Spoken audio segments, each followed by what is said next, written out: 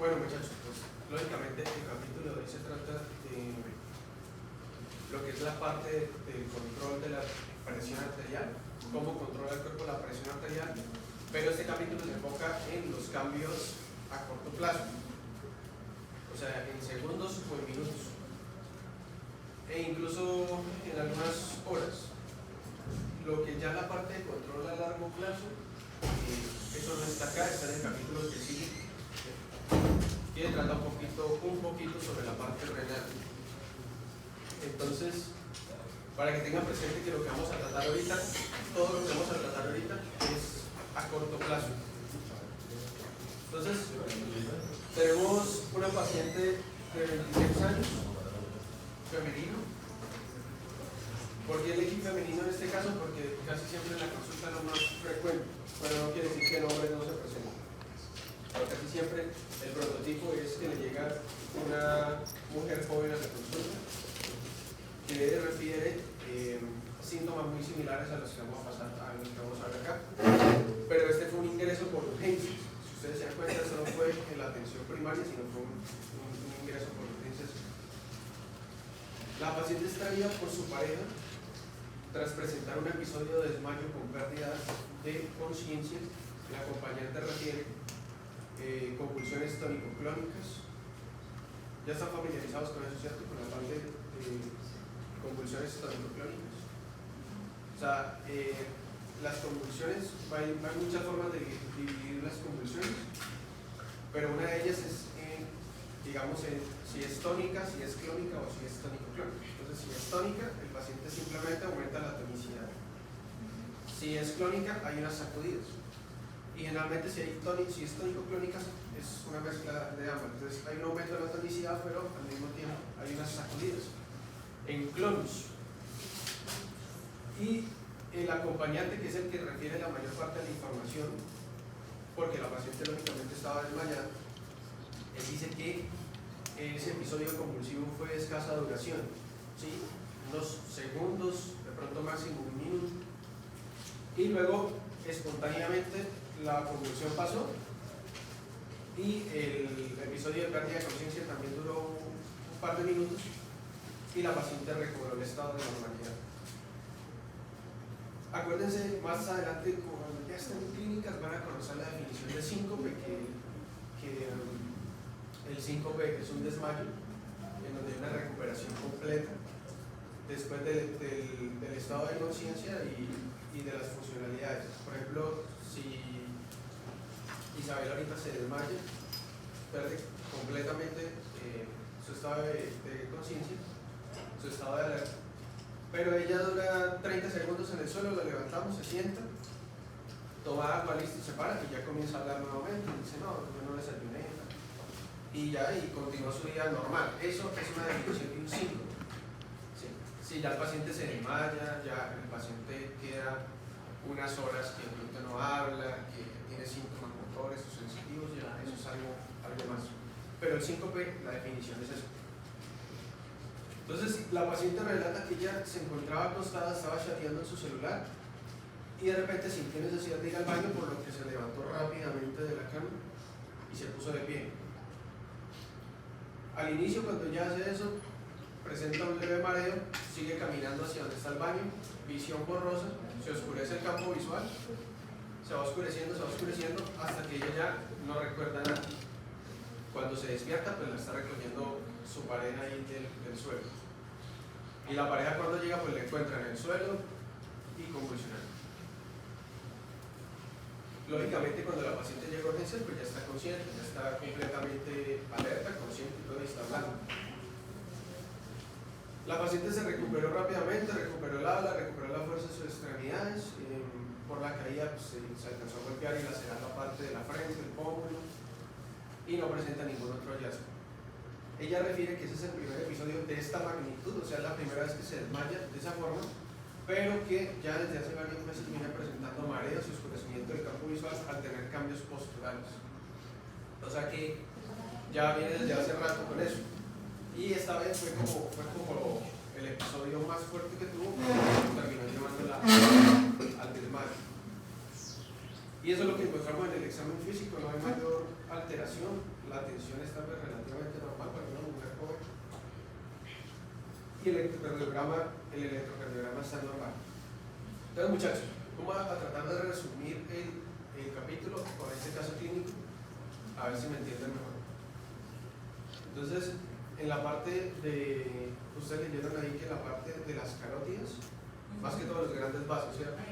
Carótidas, creo que la primera parte de la aorta, una parte del callado, pues sobre todo la parte de las carótidas, tienen unas estructuras nerviosas que digamos ellas forman como una especie de red. Su característica es que forman una red alrededor del vaso y esa red lo que intenta es sensar cambios de presión. Ellas están pegadas a la pared del vaso, entonces cuando el vaso se dilata mucho o se deforma demasiado, ella entiende que hay un cambio en la presión arterial del número verbal. En este caso, muchachos, ejemplo, pues estas fibras nerviosas, digamos, son las que nos dan, o son, digamos, la razón de ser de este capítulo. Estas fibras, señor, estas fibras nerviosas, ustedes se dieron cuenta ahí, están estrechamente comunicadas con una parte en el bulbo, en el tallo cerebral, que es el centro ¿qué? El centro vasomotor. El centro vasomotor es un área para lo que es el bulbo, que el bulbo es una estructura pequeña, el tallo cerebral es una estructura relativamente pequeña, ¿sí? Pues es un área que es pequeña, pero al mirarla neurológicamente es un área que se subdivide a su vez en otras áreas. Y todo ese conjunto de áreas que tienen que ver con la motilidad de los vasos, vasocontraer, vasodilatar, estimular la parte cardíaca, toda esa parte es el centro vasomotor y está también muy cerca del centro respiratorio del bulbo raquídeo. ¿Qué es lo que sucede? Entonces, estas estructuras que están en los grandes vasos, en las arterias, ellas, en este caso los vasoreceptores, recuérdense que varo viene de la parte de presión. Entonces, estos vasoreceptores están pegados a la pared de la arteria y son sensibles a la deformación. Entonces, por ejemplo, cuando un paciente tiene una elevación excesiva, rápida de la presión arterial, que es en cuestión de segundos, lógicamente, ustedes, si se acuerdan por los primeros capítulos, la presión arterial depende de la resistencia vascular y del volumen sistólico. Entonces, si en determinado momento, digamos, el corazón tuvo un incremento del volumen sistólico, ¿sí? Añadido a eso con una resistencia vascular periférica que me elevó la tensión arterial. Entonces, y en ese momento, en ese receptor, hablemos de las carótidas internas, él detectó que había mayor volumen y se estiró rápidamente. Entonces él dice, hay una cantidad grande de sangre, hay una cantidad grande de presión arterial, yo tengo que bajar. Al estirarse, ellos envían, ustedes leyeron ahí, ellos envían impulsos nerviosos a través de qué nervios. Del vago. Ahí actúa mucho la parte del vago. Acuérdense que el vago lleva estímulos aferentes y eferentes. Y el vago nace desde la parte de los núcleos, en la parte del tallo cerebral. Pero decía el profe Ferreira que se llama vago porque él vaga por todo el cuerpo. Él lleva el estímulo parasimpático desde que nace del tallo cerebral a diferentes estructuras, casi que hasta el nivel abdominal. Más allá, ¿quién lleva el estímulo parasimpático? En la parte pélvica, genitales, alguna parte intestinal, ano.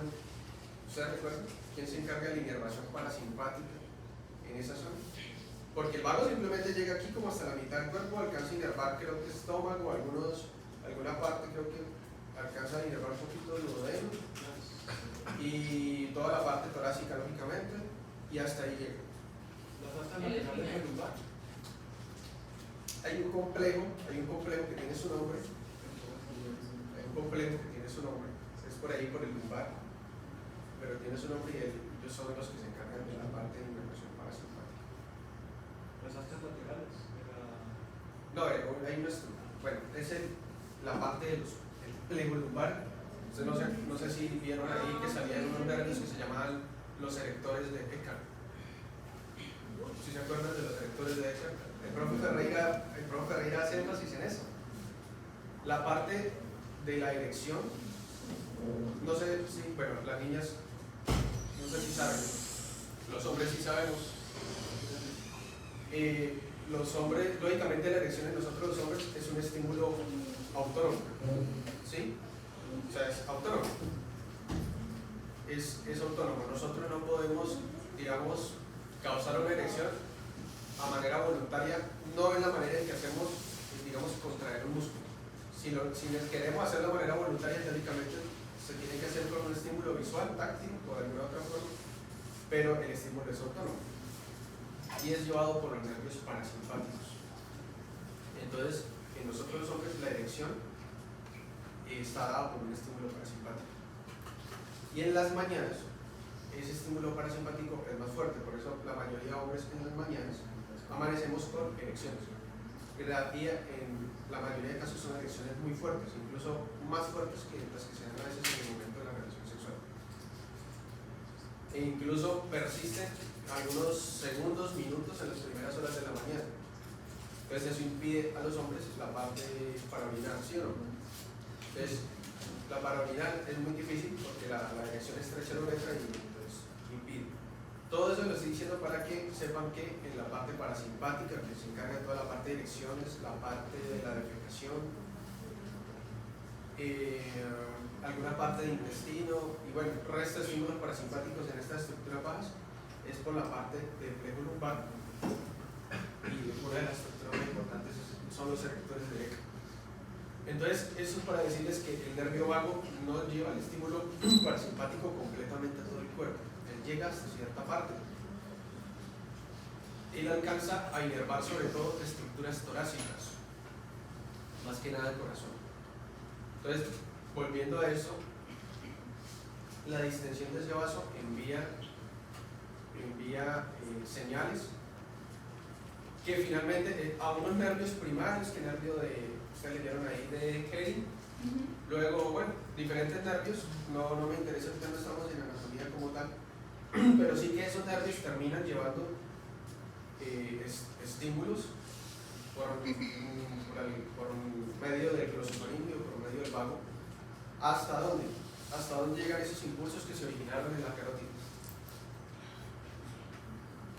El impulso se originó en la carótida, va por los nervios vago, glosofaringeo. ¿Hacia dónde? ¿Hacia dónde tiene que ir ese impulso? El centro vasomotor. Porque acuérdense que en el cuerpo, y lo vamos a ver cuando veamos nervioso, todos los estímulos que se generan en el cuerpo, casi siempre todos van y hacen una estación a nivel del sistema nervioso central. Piden como un permiso o una autorización. Entonces, el sistema funciona más o menos así. Hay pocos estímulos que no alcanzan a llegar hasta el sistema nervioso arriba central, la parte del tallo, tal, sino que llegan, por ejemplo, a la médula espinal y desde la médula espinal se produce una respuesta. Pero en este caso está llegando hasta la parte del tallo, específicamente en lo que estamos tratando hoy, que es el centro vasomotor. Y él lo que informa es que la presión arterial está elevada. Entonces, toca disminuirla. ¿Cómo se disminuye? Por diferentes formas. Entonces, ustedes leyeron ahí que en el centro vasomotor estaba lo que es la parte o una subdivisión o un área que se encarga de la vasoconstricción. O hay otra área que se encarga de la vasodilatación. Y hay otra área que es más sensitiva, que es la que se encarga de recibir estímulos y repartirlos hacia el centro vago.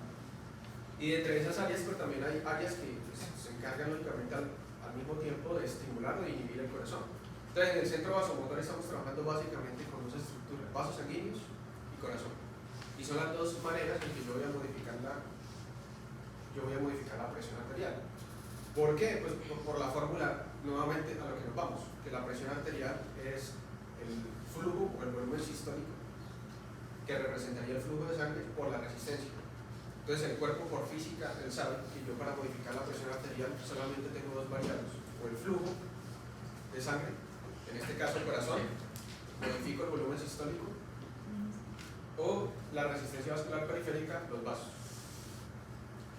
Entonces, en este caso, para la paciente, en este paciente hipotético que le estoy diciendo que se estimuló el receptor porque hubo un aumento de su presión arterial, hubo estímulos que pasaron por el glosofaringeo, el vago, llegaron al centro, y entonces ahí lo que hace es, primero, se tiene que disminuir la resistencia vascular.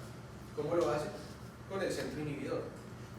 Entonces, el centro inhibidor básicamente lo que hace es que manda una señal al centro vasoconstrictor y le dice, relájese o inhíbase. Y se empiezan a vasodilatar los diferentes vasos del cuerpo para disminuir un poquito la resistencia vascular periférica. Y al mismo tiempo van filas que van hacia el corazón y le dicen disminuye la fuerza de contracción que tiene o la frecuencia cardíaca.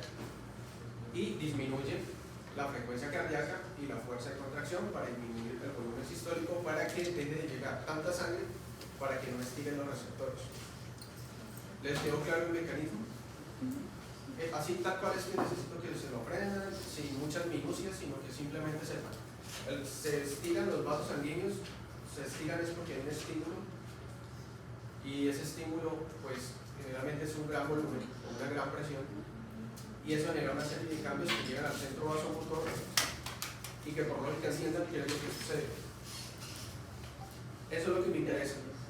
Lógicamente no que me digan, no, pues que si yo tengo un aumento de presión en las carótidas, se deforma el receptor y me activa el centro vasoconstrictor. Eso no tendría ningún sentido, ¿sí? Que tenga sentido lo que están diciendo. Y por lógica lo pueden sacar. Ahora, la parte contraria es un paciente que sus receptores detectan que hay una caída de la presión. Entonces, sus receptores en la carótida, ubiquémonos todos en la carótida, en un momento detectan que se bajó la presión a ese nivel. Entonces, lógicamente, el estímulo final que yo necesitaría es aumentar la presión arterial. Entonces, ese vasoreceptor, ¿cómo detecta que se está disminuyendo la presión arterial? Porque él es sensible a la deformación. Entonces, si él siente que casi no hay deformación, entonces empieza a enviar el estímulo de que la presión arterial no es lo suficientemente alta. Entonces, manda estímulos básicamente por los mismos nervios al centro vasomotor, y lo que hace es, teóricamente, trata sus impulsos, más que todo funcionan es tratando de ¿cómo les explico? De inhibir un poco al centro inhibidor. Entonces le dice al centro inhibidor, deje de inhibir tanto al centro vasoconstrictor, ¿sí? Pudiera también tener alguna especie de estímulo directamente en el centro vasoconstrictor y también en la parte del corazón, lógicamente. Entonces lo que hace ese vasoreceptor, cuando detecta que está cayendo la presión arterial, se va hasta el centro vasomotor y dice, envíe vasoconstricción a las arterias y a las arteriosas, porque nos estamos quedando sin presión arterial, y envíe un estímulo al corazón para que aumente o frecuencia cardíaca o fuerza de contracción, o las dos, porque necesito mayor volumen, porque nos estoy quedando sin volumen a nivel de las carótidas. Y de esa manera yo elevo la presión arterial. Esos son los dos mecanismos básicos por los que los vasoreceptores controlan la presión arterial. Entonces, lógicamente, mi presión arterial o está normal, o está aumentada, o está disminuida, no hay más. Entonces, él tiene un mecanismo tanto para cuando se aumenta la presión como cuando se disminuye. Entonces, ustedes dirán, ¿pero por qué en un paciente hipertenso, por ejemplo, esto no está funcionando? Porque esto es un control de corto plazo. A largo plazo, él se va acomodando a mi presión arterial. Si mi presión arterial media es de 120 milímetros de mercurio, él se va ajustando a que en promedio mi tensión es de 120 milímetros de mercurio. Si yo con el tiempo me voy volviendo hipertenso, mis arterias se van dañando, se van esclerosando, mis riñones empiezan a filtrar menos, mi curva de presión arterial media se va corriendo de 120 a 130, 100 algo, mi sistólica se va acomodando ya a 140 milímetros de mercurio y mi diastólica va llegando a los 100, y entonces el cuerpo entiende que esa es la nueva realidad que tiene y sepa que esta es la nueva presión arterial que le está manejando y se ubica en esa. Entonces un paciente, por eso es que, muchachos, un paciente anciano, 80 años, 85, que viene siendo hipertenso desde hace 15 o 20 años, desde los 60, llega con una urgencia hipertensiva. La definición de urgencia hipertensiva es una tensión arterial mayor de 160 milímetros de mercurio de sistólica y de diastólica más de 110. Pero la urgencia hipertensiva, el paciente tiene una tensión muy alta, pero puede no tener ningún síntoma ni afectación de órgano. Eso usted lo ve con la tensión alta y está normal. Y la emergencia hipertensiva es la misma definición de la tensión, pero que el paciente siente que se le está durmiendo medio cuerpo, tiene dolor torácico, no está orinando, entonces yo digo tiene afectación de órgano blanco. Esa es la diferencia entre urgencia y emergencia. Y se tratan de diferente manera. Según si es urgencia o emergencia, yo tengo cierto tiempo de horas para bajarle la tensión. Entonces, a veces llegan pacientes con urgencia hipertensiva, o sea, tienen la tensión alta, pero no tienen ninguna otra cosa. Y llegan compañeros y dicen, no, eso toca bajarlo.